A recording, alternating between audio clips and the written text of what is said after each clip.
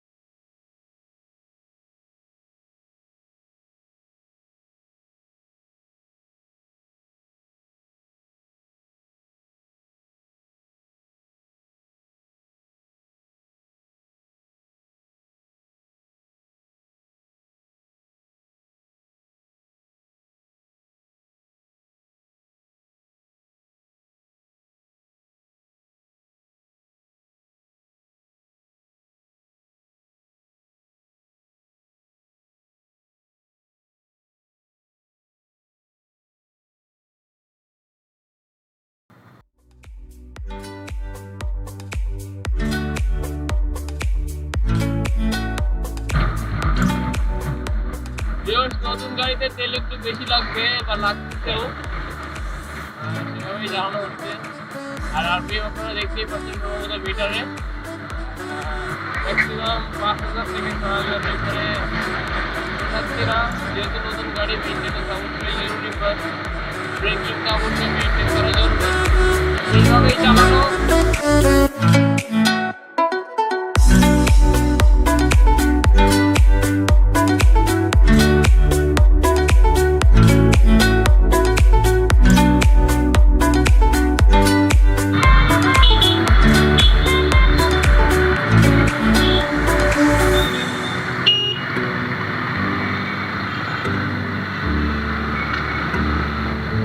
চলে এসেছি ভৈরব, সামনে ভৈরব ব্রিজ।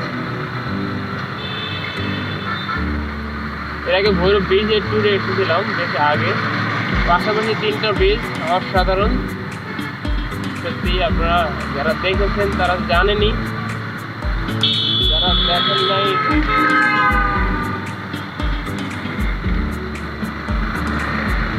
তারা দেখে নিতে পারেন।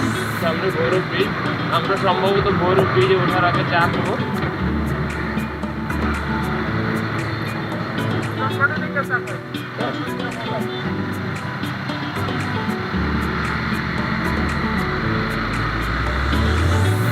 আমরা ভৈরব ব্রিজ পার হয়ে চা খাবো। সামনে ভৈরব ব্রিজ।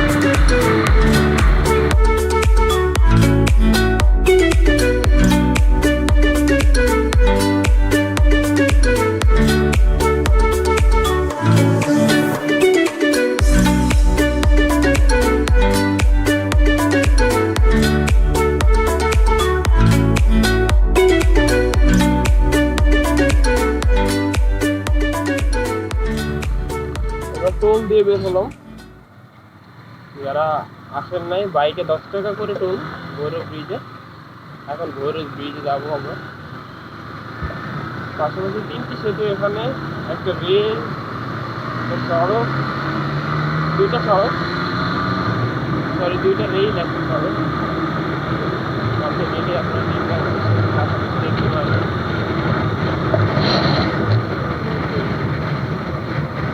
রোড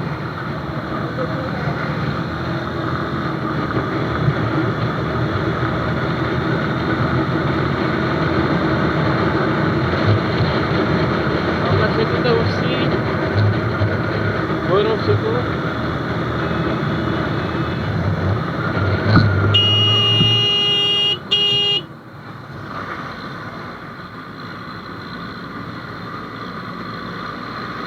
তিনটাই লোডেড গাড়ি, কিন্তু এক সিরিয়ালে যাও না, যাবে না।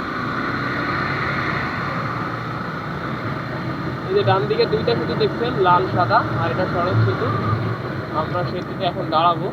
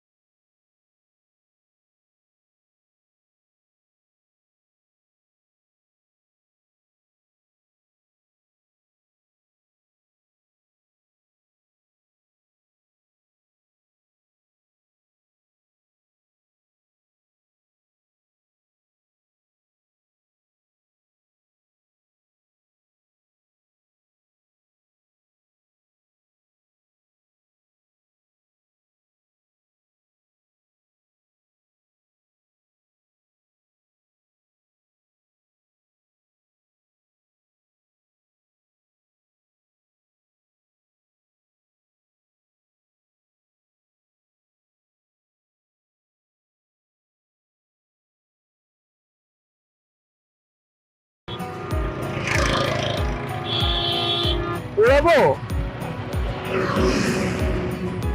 বন্ধুরা, এখন আমরা একটু ড্রোনের ভিউ নেওয়ার চেষ্টা করি। এখানে নিবেন, নেওয়া যায়। এখানে নিতে পারবেন।